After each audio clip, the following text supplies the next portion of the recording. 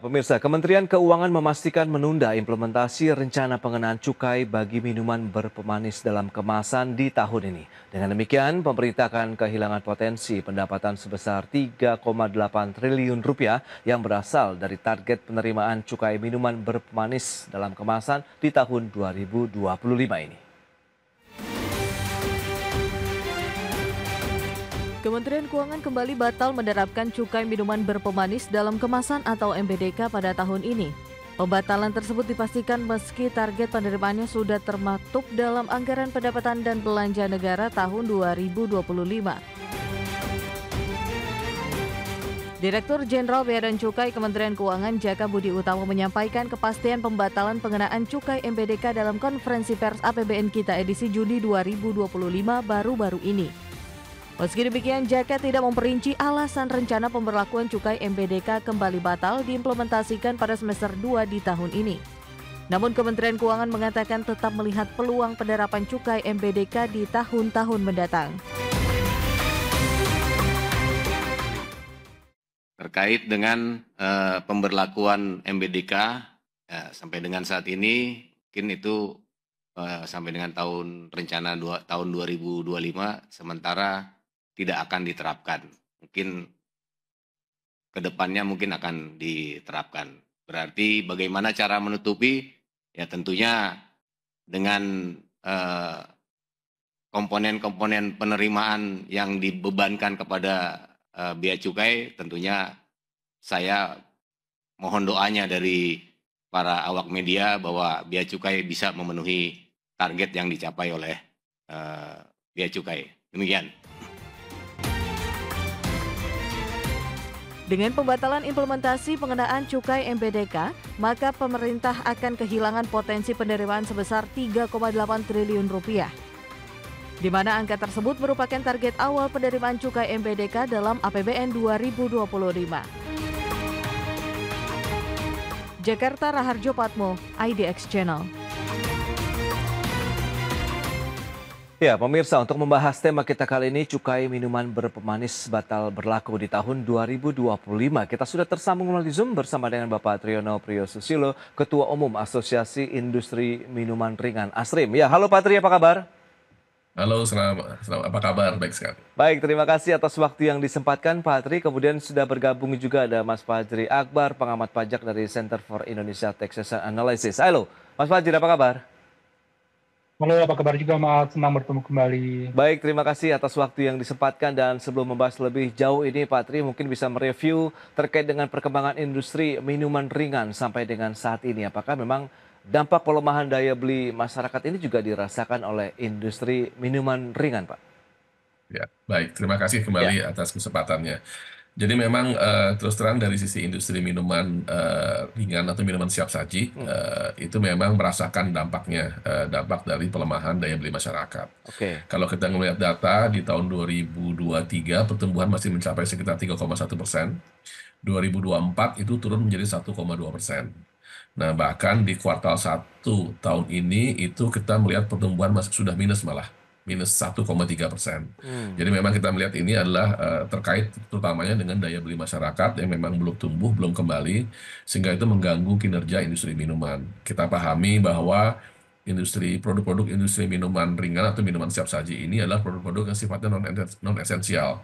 Karena ini tentunya menjadi bagian daripada gaya hidup. Nah, sehingga pada saat di mana konsumen merasakan tekanan terhadap daya beli mereka, umumnya produk-produk non-esensial ini akan dikurangi duluan. Jadi sehingga itu yang terjadi, kita lihat kondisinya memang masih penuh tantangan, tapi tentunya harapan kita bahwa ke depannya kita bisa mencoba untuk memperbaiki kinerja industri. Baik, lantas bagaimana Anda menilai rencana pemerintah terkait dengan pengenaan cukai bagi minuman berpemanis dalam kemasan begitu yang akhirnya tidak diterapkan tahun ini, Pak? Ya, tentunya kamu menyambut baik hal tersebut. Kami sangat mengapresiasi bahwa pemerintah juga melihat kondisi industri seperti apa, kondisi ekonomi seperti apa, dan pemerintah mengambil langkah-langkah yang tepat. Kalau memang rencananya tentunya kami pahami adalah rencana cukai ini akan diterapkan di semester 2 tahun ini. Tapi alhamdulillah itu dibatalkan, dan sehingga paling nggak memberikan nafas bagi industri untuk mencoba melakukan langkah-langkah untuk bisa rebound. tentunya kalau tadinya tetap dikenakan, kami khawatirnya adalah pertumbuhan negatifnya menjadi semakin dalam. Ya, tentunya harapan kami adalah dengan ini tidak jadi diterapkan, ada gairah dari sisi pelaku usaha untuk tetap berupaya untuk meningkatkan kinerjanya sampai dengan akhir tahun ini. Baik, baik. Nah, Mas Fajri, lantas Anda melihat bagaimana kalau kita review ini kan berarti tidak jadi diterapkan begitu terkait dengan pajak MDK sendiri cukainya. Nah, Anda melihat realisasi penerimaan negara ya khususnya dari kepabeanan dan cukai begitu sampai dengan Mei 2025 maksud kami baru mencapai 90,3 triliun atau sekitar 37% dari target APBN. Anda melihat bagaimana dengan posisi seperti ini nih, Mas Fajri? Ya, kalau Ya. kita bandingkan dengan tahun lalu, sebetulnya memang ada perbaikan. Tahun lalu itu sebesar 33%. Akan tetapi kalau kita lihat di akhir tahun lalu itu realisasinya hanya sebesar 92% dari target APBN. Memang ada perbaikan, cuma perbaikan hanya sekitar 4%. Yang artinya untuk tahun ini kemungkinan besar sulit bagi pemerintah untuk memenuhi target penerimaan. Dan kalau kita lihat lebih lanjut, sebetulnya realisasi sebesar 37% tersebut itu terdilusi dari dampak kebijakan, yang mana real dari realisasi penerimaan itu sebenarnya kurang dari 37%. Ya, tapi kalau dilihat dengan upaya sejak awal begitu ya, tahun ini kan pemerintah masih terus mengejar penerimaan cukai begitu. Apakah sudah cukup optimal dan paling tidak sesuai dengan koridor yang ditetapkan oleh APBN, targetnya 230,09 triliun ini, Mas Fajri? Ya, saya koreksi 230 itu untuk CHT saja. Iya. Untuk cukai itu sebesar 244,19 triliun. Apakah sudah sesuai koridor atau tidak? Nah, optimalisasi penerimaan cukai itu memang berbeda dengan pajak. Dia sangat-sangat terbatas sekali. Untuk kebijakan tarif, dia hanya ada dua opsi, yaitu tarif maupun HJE. Sedangkan Gakum, dia hanya ada opsi penindakan. Untuk kebijakan itu, untuk tarif saya berikan apresiasi karena tidak ada kenaikan tarif pada tahun ini. Namun yang menurut saya perlu dikoreksi adalah pada tahun ini pemerintah malah menaikkan HJE. Nah, ketika HJE itu naik, maka harga di pasar itu akan naik. Ketika harga di pasar itu naik, maka permintaan akan menurun. Di sisi lain, tarif cukainya itu tidak mengalami perubahan, yang mana dia akan memberikan dampak negatif dari sisi penerimaan cukai. Di sisi lain, kalau kita berbicara mengenai Gakum, yakni penindakan rokok ilegal, tahun 2021 kita melakukan survei lapangan, itu rokok ilegal masih sangat terbatas sekali. Itu dia cuma beredar di kawasan-kawasan industri, di Bogor gitu ya, pasar-pasar yang cuma buruh. Nah, sekarang itu kita dapat lihat, itu rokok ilegal itu beredar di mana-mana. Bahkan kalau kita jalan gitu ya, di pinggir-pinggir jalan di Jakarta, itu sudah bisa kita ketemui gitu. Yang artinya memang dari sisi Gakum menurut saya masih perlu dioptimalkan kembali. Oke, itu dia masih terus dioptimalkan begitu ya langkah-langkah untuk bisa meningkatkan pendapatan dari sisi cukai sendiri. Nah, ini menarik kalau kita lihat ini Pak Tri, seperti kita ketahui bersama alasan ataupun dasar dari pemerintah sendiri kan untuk mengenakan cukai MBDK ini untuk pengendalian konsumsi gula tambahan di masyarakat gitu ya, untuk pengendalian potensi penyakit. Nah, bagaimana Anda melihat alasan pengenaan ini begitu? Apakah memang sudah tepat atau mungkin dengan dibatalkannya dari penerapan MDK ini memang ya sudah sesuai dengan harapan bahwa tidak ada korelitas yang cukup kuat misalnya? Ya, baik. Memang mungkin kita mesti melihat mundur dulu lihat dari sisi total konsumsi pangan, Mas Prasetyo. Jadi memang kalau kita lihat konsumsi pangan Indonesia itu terbagi menjadi pangan olahan dan pangan non olahan. Oke. Data dari IPB menunjukkan, ini data 2019 menunjukkan bahwa sebenarnya pangan olahan itu hanya 30%. Jadi sebagian besar konsumsi pangan yang dikonsumsi oleh masyarakat Indonesia itu datang dari pangan non olahan. Nah, apa ini maksudnya? Non olahan adalah maksudnya pangan-pangan yang disiapkan di tempat ataupun di rumah. Jadi dia masak sendiri atau dia mungkin menyiapkan minuman sendiri. Nah, hal-hal seperti inilah yang kita lihat bahwa ternyata faktanya 30 pangan olahan itu sendiri hanya 30%. Nah, pangan olahan sendiri tentunya di dalamnya terbagi bermacam-macam, ada minuman, ada makanan dan lain sebagainya. Nah, ini sehingga kita melihat sebenarnya kalau kita lihat datanya sendiri dari sisi kalori consumption, karena selama ini kan bahasa pemerintah adalah ini untuk kesehatan, di mana untuk menjaga agar konsumsi gula tidak berlebih atau konsumsi kalori tidak berlebih. Nah, data BPS 2022 menunjukkan bahwa kalori yang dikonsumsi oleh masyarakat Indonesia itu 79% adalah datang dari makanan dan minuman yang disiapkan di rumah. Jadi bayangkan ini Oke. sebenarnya sangat kecil kontribusinya kalori datang dari industri minuman siap saji ataupun minuman dalam kemasan. Sehingga kami melihat kalau alasannya adalah kesehatan dan kemudian dikenakan cukai di kategori yang sangat kecil ini kontribusinya, Ya. apakah itu akan bisa menjawab isu kesehatan besarnya? Nah, ini yang terus terang kami masih bertanya-tanya sampai saat ini. Kami melihat ini bukan menjadi kebijakan sangat yang tepat. Sehingga tentunya putusan yang diambil oleh pemerintah untuk menunda ataupun tidak menerapkan cukai tahun ini adalah Ya. putusan yang sangat tepat. Tapi tentunya ke depannya kami lebih melihat juga bagaimana kita bisa bekerja sama dengan pemerintah untuk mendorong pola konsumsi yang lebih sehat. Tapi mungkin tidak dengan kebijakan cukai misalnya, tapi mungkin kebijakan-kebijakan yang lain yang mungkin kita bisa bekerja sama. Apakah itu dengan edukasi publik ataupun reformulasi dan lain sebagainya. Hal ini sebenarnya kita dorong ke depannya agar kita bisa bersama-sama membangun konsumen yang lebih sehat.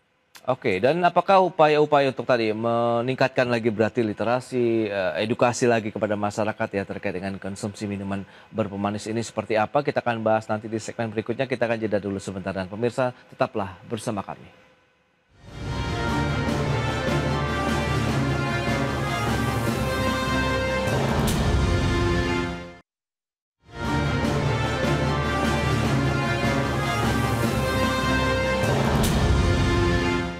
Ya, terima kasih Anda masih bergabung bersama kami dalam Market Review, pemirsa. Dan berikut ini kembali kami sampaikan data untuk Anda terkait dengan realisasi dari penerimaan cukai seperti yang bisa Anda saksikan di layar televisi Anda. Kita lihat perbandingan dari Januari sampai dengan Mei 2024 dan Januari-Mei 2025 ini ada kenaikan 11,3% menjadi 90,3 triliun rupiah. Berikutnya realisasi pendapatan kepabeanan dan juga cukai.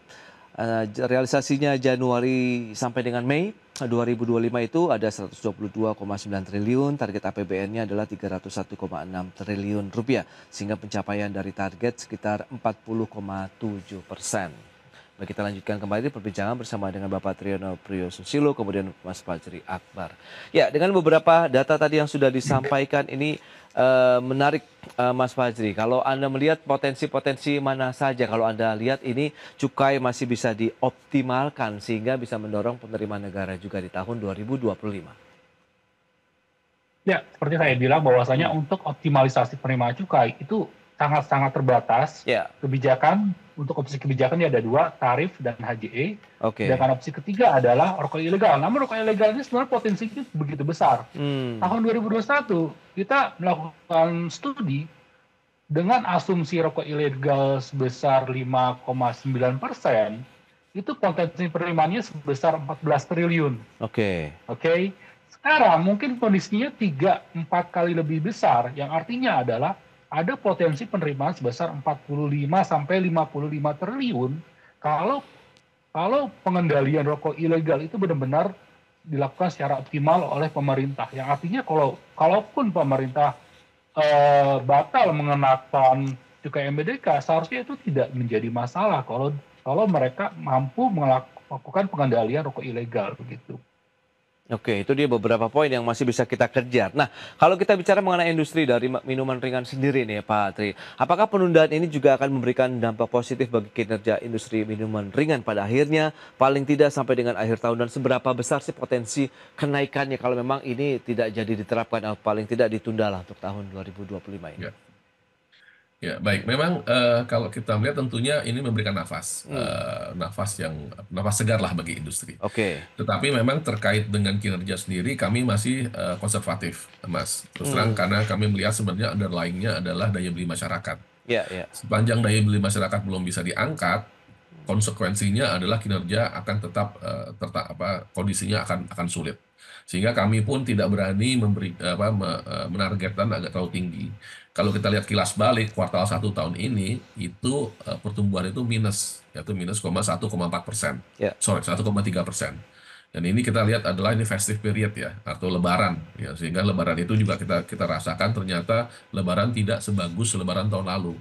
Dari sisi transaksi value itu ada penurunan gitu loh. Dari sisi volume tetap, tapi dari sisi value turun. Artinya apa? Konsumen pun membeli dengan produk-produk yang jauh lebih murah. Artinya konsumen membeli dengan produk-produk yang mungkin kemasannya lebih kecil. Ini menunjukkan refleksi dari daya beli masyarakat yang tertekan. Nah, sehingga kalau kita melihat adalah kalau memang dasar dari daya beli ini tidak bisa ditingkatkan atau diperbaiki, akan sulit bagi industri minuman ringan maupun industri FMCG lainnya untuk bisa tumbuh dan berkembang. Sehingga kami pun dari sisi target masih berusaha konservatif. Kalau kami melihat, kalau kami bisa tumbuh 1 atau 2% saja itu sudah sangat bagus. Oke, tapi kalau melihat ke depan begitu ini kan memang ditunda. Nah, berarti kan perlu ada antisipasi kalau memang nanti tahun depan akan diberlakukan. Mengingat ini kan tersisa waktu sekitar 6 bulan lagi begitu, Pak Tri. Betul, makanya itu kami juga artinya kalau kami melihat penundaan tidak jadinya penerapan tahun ini itu menjadi hal yang baik. Oke. Tapi tentunya kami masih melihat jangka panjangnya seperti apa. Karena pemerintah pun masih membuka celah atau membuka kesempatan untuk menerapkan cukai MBDK ini di tahun-tahun depan. Apakah itu tahun 2026 atau 2027 kita belum tahu gitu loh. Sehingga tentunya kami perlu berkomunikasi lebih lanjut dengan pemerintah, memberikan fakta-fakta dan data-data yang kami harapkan ini bisa menjadi masukan kepada pemerintah untuk melihatnya menjadi lebih objektif. Makanya kami kembali adalah melihat tujuan besar cukai itu sendiri seperti apa. Oke. Kalau ini isu kesehatan, mari kita lihat bagaimana men-tackle isu kesehatan ini dengan lebih komprehensif. Jangan membidik kepada sektor yang relatifly kontribusinya kecil terhadap isu besarnya. Dan itu sudah ada komunikasi, Pak Tri, dengan pemerintah bagaimana untuk meningkatkan edukasi. Jadi bergandengan tanganlah pelaku usaha di industri minuman ringan tadi, begitu dengan pemerintah. Ya, alhamdulillah sudah berdiskusi, sudah berjalan, Mas. Jadi kita sudah berkomunikasi dengan teman-teman baik di Kemenkes, di Kemenq, di Perindustrian, di Badan POM, untuk kita bisa bersama-sama membangun tadi edukasi publik yang lebih baik, sehingga harapan kami dengan publik ataupun konsumen bisa memahami apa yang mereka konsumsi, tentunya itu lebih menjadi sustainable bagi mereka untuk memilih produk-produk yang tepat. Di sisi lain, kami juga mendorong untuk regulasi diperbaiki sehingga kami bisa melakukan reformulasi dengan lebih baik lagi dan lebih cepat lagi. Oke, nah Mas Fajri, dengan dibatalkannya atau ditundanya penerapan cukai MBDK sendiri, menurut Anda akhirnya pemerintah perlu merevisi tidak sih target penerimaan cukai di tahun ini? Saya kira untuk revisi target tidak perlu ya, karena untuk melakukan revisi target itu kan pasti ada proses politik, dan saya kira biayanya itu akan jauh lebih besar dibandingkan melakukan revisi target gitu. Oke. Nah, berarti mungkin tadi ada CHT dan lain-lain begitu. Nah, potensi-potensi yang masih bisa digali lebih jauh lagi seperti apa begitu? Mengingatkan tadi ada tantangan juga sebenarnya di daya beli masyarakat juga begitu. Mas Fajri. Ya memang kalau yang saya bilang bahwasanya untuk cukai ini memang peluangnya itu tidak sebesar pajak. Mau tidak mau yang dilakukan oleh pemerintah adalah untuk melakukan optimalisasi, ya ini penindakan rokok ilegal. Seperti yang saya sebutkan sebelumnya itu kalau pemerintah benar-benar optimal dalam melakukan penindakan rokok ilegal itu potensinya sebesar 45 sampai 55 triliun. Saya kira itu bisa lah menutupi gap untuk mencapai target penerimaan pada tahun ini. Gitu. Oke, tapi kalau kita lihat realisasi atau action yang sudah dilakukan oleh pemerintah sendiri begitu untuk bisa mengoptimalkan penerimaan negara dari sisi cukai sendiri, ini sudah optimal begitu, maksimal atau bagaimana Mas Fajri? Kalau melihat kondisi lapangan yang masih banyak beredarnya rokok ilegal, saya kira masih jauh dari kata optimal. Jadi kita mengapresiasi dengan banyaknya penindakan yang dilakukan oleh pemerintah, namun tetap kalau kita lihat apa yang terjadi di lapangan, bahwasanya memang sisi penegakan hukum terkait rokok ilegal ini masih belum optimal. Oke, oke. Nah, kalau kita bicara mengenai optimalisasi selain penegakan hukum, adakah celah lain yang bisa dimanfaatkan kalau kita bisa memperoleh peningkatan pendapatan dari cukai? Kalau memang tadi penegakan hukum menjadi salah satu solusinya begitu, Mas Fajri kira-kira ini. Terkait cukai itu terkait cukai itu sangat terbatas. Pertama dia dari kebijakan, tarif dan atau HJE yang mana itu diterapkan pada tahun sebelumnya. Dan yang kedua adalah terkait penegakan hukum. Hanya itu. Jadi kalau kita berbicara mengenai optimalisasi penerimaan cukai, dia memang sangat-sangat narrow sekali ruangnya dibandingkan teman-teman pajak. Oke, itu dia memang langkahnya memang adalah dari sisi penegakan hukum yang paling optimal ya untuk bagaimana meningkatkan penerimaan cukai di tahun ini. Baik, dan Pak Tri, terakhir bagaimana harapan dari pelaku usaha sendiri begitu setelah memang adanya penundaan ataupun pembatalan penerapan cukai MBDK di tahun 2025 ini, Pak Tri? Ya, baik. Tentunya sekali lagi kami memberikan apresiasi kepada pemerintah untuk mempertimbangkan kondisi yang ada. Sehingga tentunya harapan kami adalah kami sebagai pelaku usaha bisa memanfaatkan waktu 6 bulan sampai akhir tahun ini untuk mencoba melakukan upaya-upaya untuk merebound kinerja dari sisi industri. Masih ada satu kesempatan yaitu di sekitar akhir tahun, tentunya dengan Natal dan Tahun Baru itu biasanya juga memberikan kesempatan untuk peningkatan penjualan, itu tentunya cara apa bisa kita kejar. Selain itu tentunya juga kita melakukan reformasi produk untuk mengeluarkan produk-produk yang tentunya lebih rendah kalori. Mudah-mudahan ini juga bisa membantu untuk menjawab kebutuhan di pasar, tingkat kebutuhan konsumen yang juga mulai bergeser. Hal-hal ini yang kita harapkan bisa menunjang kinerja industri ke depannya. Tapi tentunya kami melihatnya lebih jangka panjang juga. Harapan kami juga dari sisi pemerintah bisa memperhatikan bagaimana ada upaya untuk meningkatkan daya beli masyarakat. Yang utamanya. Sehingga harapan kami kalau itu bisa dilakukan, ini akan bisa sangat membantu industri. Ya, ada beberapa poin yang perlu mungkin bisa kita garis bawahi. Momentum Natal dan Tahun Baru, kemudian bagaimana inovasi produk begitu yang bisa disesuaikan lagi dengan kondisi market dan juga upaya-upaya untuk meningkatkan daya beli masyarakat. Baik, Pak Triyono, kemudian Mas Fajri, terima kasih banyak ini atas informasi, update dan juga analisis yang sudah diberikan kepada pemirsa pada hari ini. Selamat melanjutkan aktivitas Anda kembali. Salam sehat, sampai berjumpa kembali, Pak Tri, Mas Fajri. Terima kasih, Mas. Baik, pemirsa, 1 jam sudah saya menemani Anda dalam Market Review dan perbaharui terus informasi Anda hanya di IDXNL, your trustworthy and comprehensive investment reference. Karena urusan masa depan harus di depan, aku investor saham. Ya, saya Prasetyo Wibowo beserta seluruh kerabat kerja yang bertugas pamit undur diri. Terima kasih dan sampai jumpa.